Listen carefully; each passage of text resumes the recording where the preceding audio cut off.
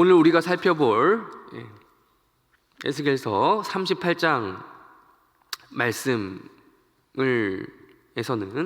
좀 우리가 평소에 잘 이해하지 못한 그런 본문, 그런 내용이 좀 등장을 합니다. 우리가 지금 읽은 14절 말씀에 보면 곡이라고 하는 대상이 나옵니다. 곡. 그리고 앞선 우리 2절과 3절도 우리 한번 읽어볼게요. 2절과 3절 앞으로 가서 2절과 3절 말씀도 우리 한번 읽어보겠습니다. 시작. 인자야, 너는 마곡 땅에 있는 로스와 메섹과 두발 왕 곧 곡에게로 얼굴을 향하고 그에게 예언하여 이르기를, 주 여호와께서 이같이 말씀하시기를, 로스와 메섹과 두발 왕 곡 내가 너를 대적하여 라는 말씀이 나옵니다. 요 본문이 이제 요한계시록 20장에도 보면 마곡과 곡이라고 해서 다시 이제 똑같은 말로 나오고, 또 계시록에도 나오고 에스겔서에서 나오기 때문에 뭔가 이제 무엇을 지칭하는지 정확하게 모르는 대상이거든요. 그러다 보니까 여러 가지 특별히 세대주의 종말론이라고 해서 이제 조금 우리와는 거리가 있는 그런 좀 급진적인 좀 종말론을 주장하시는 분들에 의해서 지나치게 어떤 알레고리라고 할까요? 알레고리라는 말 들어보셨습니까? 풍류적인 해석으로, 그러니까 코에 걸면 코걸이, 귀에 걸면 귀걸이식으로 해석이 되어 왔던 것이 사실입니다. 그래서 이 마곡이라고 하는 이 애매한 장소, 잘 어딘지 알려지지 않은 장소예요. 정확하게 성경의 학자들도 알고 싶으나 어딘지 모릅니다. 여기가 확실한 건 이스라엘로부터 많이 멀리 떨어져 있는 곳이라는 거예요. 이스라엘 주변 국가들 우리 기억하십니까? 주변에 붙어있던 나라들, 모압이라든지 암몬이라든지, 제가 며칠 전에 설교하면서 다뤘던 에돔이라든지, 또 조금 그보다 좀 멀리 떨어져 있지만 늘 이스라엘에게 영향을 줬던 애굽이라든지, 또 지금 직접적으로 지금 남유다 왕국을 멸망시킨 북이스라엘 멸망시킨 아수르라든지, 남유다 왕국을 멸망시킨 바빌론이라든지, 이런 나라들이 아니고 그보다 훨씬 더 멀리 있는 나라였을 것이다 라고 거기까지는 추정하나, 정확하게 이 마곡과 곡이라고 하는 이 대상이 어디에 있는 나라인지는 아직까지 알려지지 않고 있습니다. 미스테리죠, 미스테리.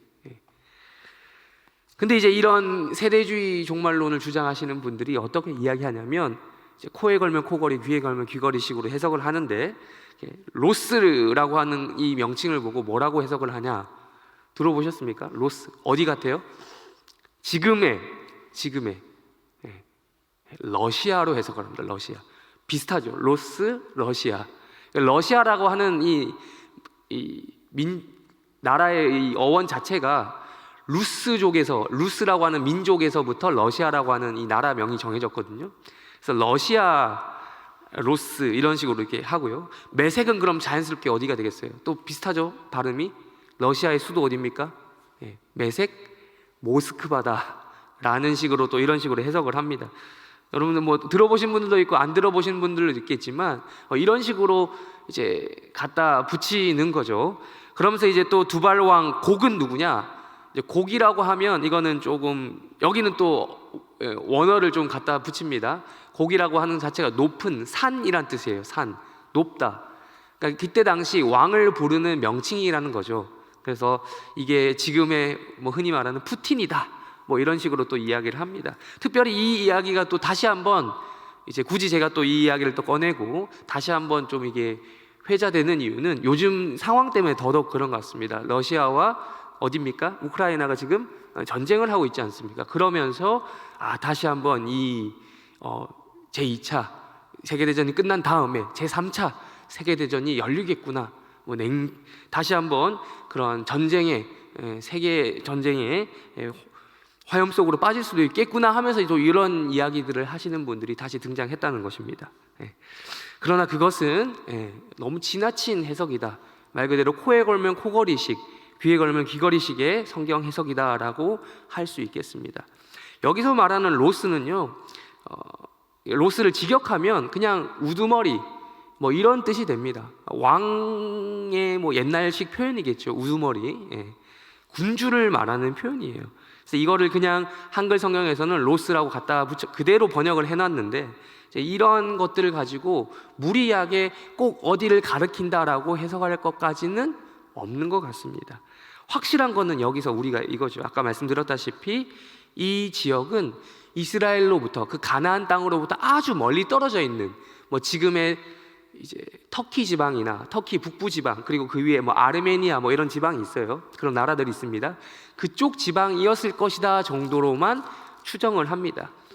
그렇다면 하나님께서 왜 지금 이 민족에 대한 알지도 못하는, 이스라엘과 사실 별 관계가 없는 그 가나안 땅하고는 아주 멀리 떨어져 있어서 별로 이해득실 관계도 없을 것 같은데 지금 이 민족이 쳐들어올 것이다, 그런 침략에 대해서 지금 예언을 에스겔 선지자를 통해서 하고 계신, 왜 그러셨을까? 이건 상식에도 어긋나는 일입니다. 우리가 외교의 기본 원칙이 있어요. 예로부터 춘추 전국 시대부터 이제 중국에 보면 춘추 전국 시대라고 여러 나라들이 이제 다툼을 벌였던, 중국이라고 한 나라가 지금 하나로 통일돼 있지만 옛날에 막 여러 나라들이 막 각축전을 벌였죠. 그런 시절이 있었는데 그때부터 유행하게 된 사자성어가 있습니다. 그때부터 이제 외교의 기본 원칙이죠. 들어보신 분들 있으실 건데 원교 근공이다라는 것이 있습니다. 원교 근공.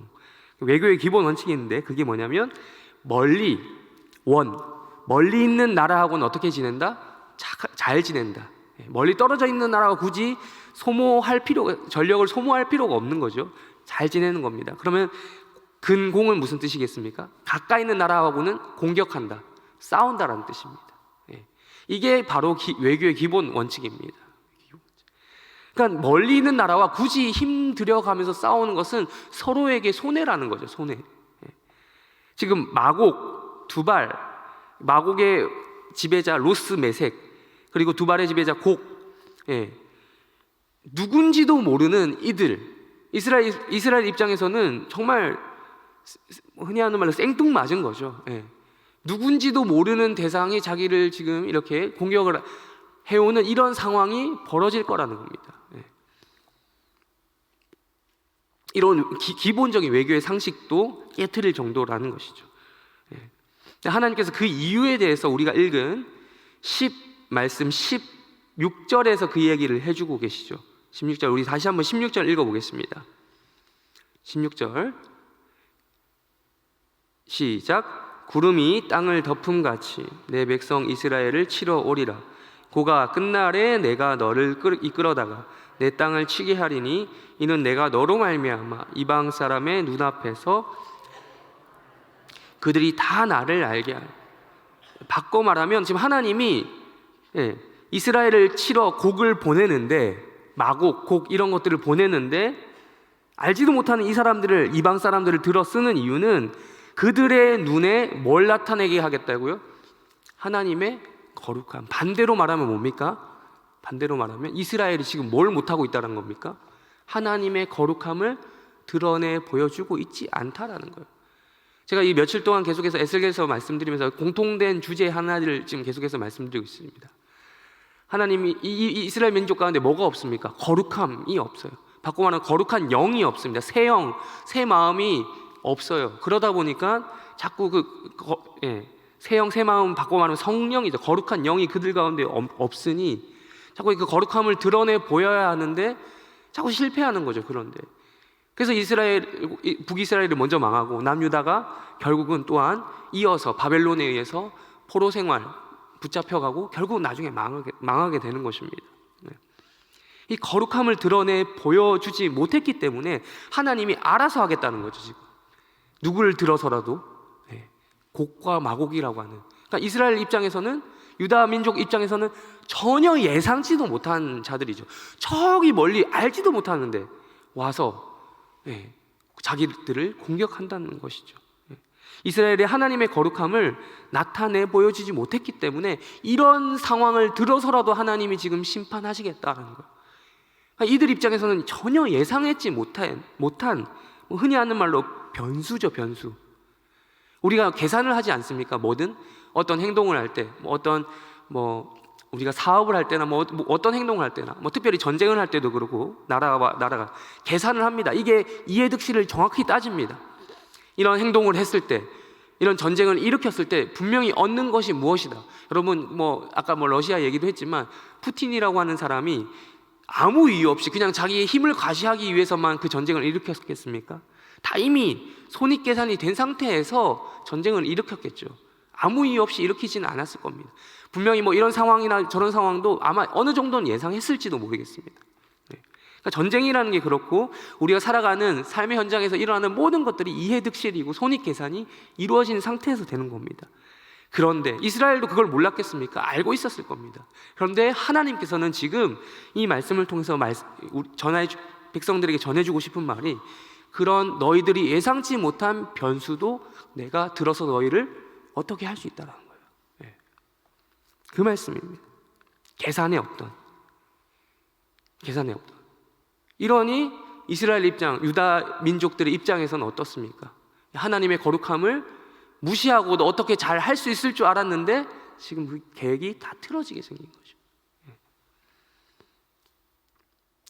마찬가지로 작게 적용해보자면 우리의 상황도 이렇게 적용해볼 수 있는 것 같습니다. 우리 주변에 우리를 괴롭히는 예상치 못한 적들, 우리 인생 살면서도 그런 것들 있지 않으십니까? 변수가 되어서 등장하는 거예요. 하나님께서는 그런 것들을 얼마든지 들어 쓸 수 있는 거예요. 우리는 그걸 간과하고 있는데 하나님의 거룩함을 상실한 우리에게 하나님은 상실하고 있다면, 또한 그거에 대한 심각성을 모르고 있다면 하나님은 그런 것이라도 들어서 쓸 수 있다라는 것이죠. 무서운 이야기입니다. 그렇다면 우리는 어떻게 해야 되겠습니까? 이 변수를 최대한 없애야겠죠. 우리 인생에 변수가 발생하면 안 되잖아요. 최대한 우리 계산 안에 두어야 되잖아요. 그러기 위해서 가장 우선되어야 될 것이 무엇입니까? 바로 하나님의 거룩함을 지켜드리는 것입니다. 우리 23절 마지막 절인데 에스겔서 38장 23절 우리 말씀 한번 읽겠습니다. 시작. 이같이 내가 여러 나라의 눈에 내 위대함과 내 거룩함을 나타내어 나를 알게 하리니 내가 여호와인 줄을 이 말씀을 하시기 전에, 이런 변수를 발생시키기 전에 우리가 알아서 하나님의 거룩함과 위대함을 우리 삶 속에서 경험하고 드러내면 사실은 그 변수는 제거되는 것입니다. 우리 오늘 또 다른 날주 본문 한 본문만 더 보도록 하겠습니다. 신약성경 에베소서 말씀입니다. 에베소서 5장 말씀입니다. 에베소서 5장 15절부터 18절까지입니다. 15절부터 18절까지 우리 한 목소리로 읽도록 하겠습니다. 시작. 그런즉 너희가 어떻게 행할지를 자세히 주의하여 지혜 없는 자같이 하지 말고 오직 지혜 있는 자같이 하여 세월을 아끼라. 때가 악하니라. 그러므로 어리석은 자가 되지 말고 오직 술 취하지 말라. 이는 방탕한 것이니 오직 성령으로 충만함을 받으라. 아멘. 오늘 사실은 이 에베소서 5장에서 읽은 18절 이 자체가 우리의 기도 제목이 되어야 합니다. 우리 인생 가운데 일어날 수 있는 정말 그 변수를 제거해야겠죠. 그런 우리가 기대치 않은 변수, 마곡과 곡과 같은, 난 전혀 예상하지 못했던 것들이 나를 공격해오는 이런 상황까지 가면 안 되기 때문에 하나님이 그런 말씀을 에스겔 선지자를 통해서 백성들에게 주신 것이고, 마찬가지로 지금도 우리에게 그런 말씀을 주시는 거죠. 변수 자체를 제거하기 위해서는 지금 이렇게 하라는 겁니다. 15절. 그런즉 너희가 어떻게 행할지를 자세히 주의하라라는 겁니다. 자세히 주의하라. 생각하라는 거죠. 지혜 없는 자처럼 하지 말고, 생각 없는 자처럼 하지 말고 오직 지혜 있는 자처럼 생각을 하라는 겁니다. 여러분, 우리가 기도할 때 어떻게 기도하십니까? 기도할 때 생각을 하잖아요. 기도할 때 아무 생각 없이 무념무상으로 하는 분이 있으십니까? 그럼 기도할 때마다 무아지경에 빠지는 분 계십니까? 물론 간혹 하나님이 그런 체험을 주시는 경우도 있습니다만, 일반적으로 우리가 기도를 할 때 생각을 하잖아요. 기도를 하면서 우리의 정말 말 그대로 여기 나온 말씀들 지혜가 가장 날카롭게 날이 서는 현장이 바로 기도의 현장입니다. 기도하면 이 지혜라고 하는 것들이 잘 갈고 다듬어집니다. 지혜가 생기는 것이죠. 그러면서 내가 어떻게 행동할지를 맞아, 하나님 뜻이 이런 것이다 하면서 지혜롭게 결정할 수 있는 또한 그 은혜가 주어집니다. 지혜 있는 자처럼 하라는 것이죠. 이어서 16절에서 이렇게 이야기합니다. 16절 세월을 뭐 하라고요? 16절 세월을 아끼라. 여기서 아끼라는 말이 재밌습니다. 원어로 보면 아끼라는 말이 그냥 뭐 아끼라, 돈 아끼자, 영어로 save 이 정도의 말이 아니고요. 구속하라. 구속이 올가매는 그 구속 말고 속량하다, 구속하다라고 하는 성경의 표현이 있죠. 돈 주고 사는 거. 우리가 구속받았다. 우리가 예수 그리스도로 피로 말미암아 구속받았네. 할 때 그 구속입니다. 속량. 값을 주고 사는 것이죠. 그러니까 바꿔 말하면 세월을 돈 주고 사라는 겁니다. 우리가 시간을 돈 주고 살 수 있습니까? 없잖아요. 시간을 실제로 돈을 주고 되돌릴 수는 없지만 우리가 돈을 들이는 많은 것들을 보면 돈을 들여서 시간을 아껴주는 데 우리가 돈을 과감히 투자하는 경우가 많습니다. 우리가 굳이 서울에서 부산에 내려갈 일이 있다 칩시다. 뭐 비즈니스나 뭐 이런 일로 무궁화 옷 타고 내려가시는 분 계십니까? 요즘에도? 옛날 무궁화 옷 타면 제 기억에는 한 6시간 걸렸던 것 같습니다. 그전엔 또 비둘기호도 있었습니다. 비둘기호는 거의 요즘에는 비둘기호 없죠. 한 10시간 넘게 걸렸던 것 같습니다. 근데 굳이 KTX를 비싼 돈 주고 타는 이유가 뭡니까? 시간을 아끼려고. 그 시간이 돈보다 어쩌면 더 귀하기 때문이죠. 세월을 아끼라는 거예요. 그런 의미예요. 세월을 아끼라. 그 이유에 대해서 강하면서 이야기하죠. 때가 어떻다고요? 악하다.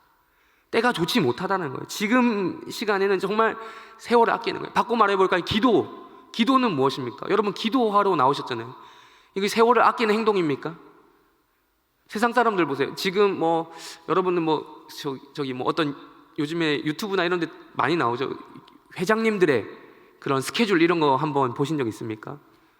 그런 분들이 가장 열심히 생활하시더라고요. 그런 분들이 오히려 넉넉해서 더 이상 그렇게 안 살아도 될 것 같은데 그런 분들이 아침 일찍 일어나셔서 아침부터 새벽 일찍 일어나셔서 신문 확인하고 이런 식으로 아침 일찍부터 일과가 시작되더라고요. 그런 분들이 볼 때 우리가 이렇게 시간을 쓰고 있는 건 어떨 것 같습니까? 어떻게 보면 이 시간에 출근이라도 먼저 해서 거기 앉아서 자기 개발이라도 하고 있으면 더 그들 입장에서는 그게 더 남는 시간, 유익한 거 아니겠습니까? 그러나 우리는 이 시간에 여기서 기도하러 나왔습니다. 이게 뭡니까? 이거는 거룩한 낭비인 거예요. 거룩한 낭비. 기도라는 것은 시간을 써서 궁극적으로 보면 하나님 입장에서 세월을 아끼는 것이죠. 세월을 아끼는 겁니다. 세월을 값주고 사는 겁니다. 이 기도의 시간을 통해서 영원의 이 현생의 시간을 통해서 영원을 값주고 사는 것입니다. 기도라는 행위는 바로 그런 것이죠. 거룩한 낭비다라는 것이죠. 이어서 17절에서 이야기합니다. 그러므로 뭐라고 합니까? 그러므로 어떤 자가 되지 말라? 15절에 말한 그 지혜 있는 자가 되라. 지혜 없는 자처럼 하지 말고 지혜 있는 자처럼 되라의 또 다른 말인 거죠. 어리석은 자가 되지 말고 오직 주의 뜻이 무엇인지 이해하라는. 우리가 기도를 통해서 기도를 하는 이유와 목적이 또 여기 나와 있습니다. 무엇입니까? 내 뜻을 실현하는 것도 중요하지만 내 뜻을 아뢰고 내 뜻을 또한 체크받고 점검받고 내 뜻이 또 내 삶 속에서 이루어지기를 소원을 올려드리는 그런 기도도 맞지만 우선적으로 기도를 하는 목적이 무엇이라고요? 주의 뜻이 무엇인지 이해하는 시간이에요. 내 뜻을 하나님 뜻에 맞춰가는 거죠. 내 뜻에 하나님 맞춰지는 게 아니라 기도를 통해서 하나님 뜻이 있는데 그걸 잘 모르니 기도를 통해서 그걸 맞춰가는 거예요. 끊임없이 이 합을 맞춰가는 시간이 기도의 시간이에요. 그러니까 기도를 제대로 했다, 잘했다라고 우리가 스스로 평가할 수 있는 것은 언제입니까? 하나님의 뜻이 이거였는데 내가 기도를 했더니 이렇게 되더라라는 거예요. 내가 이거 하나님 뜻도 아닌 것 같은데 억지로 해서 내가 기도를 통해서 이루어냈다, 이게 아니고 하나님의 뜻이 무엇인지 이해를 정확하게 하고 그것에 내가 할 마음이 사실은 없었는데 그 뜻에 맞춰져 가는 것이 우리가 올바른 기도를 했다라는 것의 원형 모습이라고 할 수 있습니다. 그러면서 이어서 18절에서 이렇게 이야기하죠. 우리 18절 마지막으로 한번 같이 읽어보겠습니다. 18절 읽겠습니다. 시작. 술 취하지 말라. 이는 방탕한 것이니 오직 성령으로. 갑자기 정말 뜬금없이 술 이야기라고. 술 취하지 말라. 술 취하는 것과 성령의 충만함을 받는 것의 유사성을 바울은 확인했던 것 같습니다. 알고 있었던 거예요. 술에 취하면 술이 어떻게 됩니까? 술에 취한다. 네. 술에 의해서 컨트롤을 받는 거죠. 술이 나를 지배를 하는 거예요. 술에 취하면. 반대로 성령에도 충만함도 받고 똑같은 특성이 있는 거예요. 성령에 취하는 것이죠. 성령에 취하게 되면 내 육체와 정욕의 욕심대로 살아가는 게 아니라 성령의 컨트롤을 함을, 성령이 나를 지배하는 그런 인생을 살아가게 되는 것이죠. 성령의 충만함과 술 취함의 유사성이 있는 것이에요. 그러나 술 취함, 그것에 매이지 말고 어떤 삶을 살아라고요? 성령의 충만함으로 살아가라는 것이에요. 이게 결정적으로 오늘 새벽에 우리가 기도해야 될 주제요, 제목입니다. 새벽 기도에 나오신 여러분들을 축복합니다. 이 시간이 하나님께 올려드릴 변수를 제거하는 그런 우리 상황에서, 우리 삶 속에서 일어날 수 있는 모든 변수를 제거할 수 있는 그런 가장 거룩한 시간으로 보내시기를 주님의 이름으로 축원합니다. 그리고 이 기도를 통해서 또한 성령 충만한 하루, 또 남은 주일 전까지의 삶, 그리고 평생이 되시기를 주님의 이름으로 축원합니다. 우리 다 같이 주기도문으로 기도하시고 각자 기도 제목 가지고 기도하시다가 때가 되면 돌아가시기 바랍니다. 기도하겠습니다. 하늘에 계신 우리 아버지여, 이름이 거룩히 여김을 받으시오며 나라의 마옵시며 뜻이 하늘에서 이루어진 것 같이 땅에서도 이루어지이다. 오늘날 우리에게 일용할 양식을 주옵시고 우리가 우리에게 죄 지은 자를 사하여 준 것 같이 우리 죄를 사하여 주옵시고 우리를 시험에 들게 하지 마옵시고 다만 악에서 구하옵소서. 대개 나라와 권세와 영광이 아버지께 영원히 있사옵나이다. 아멘.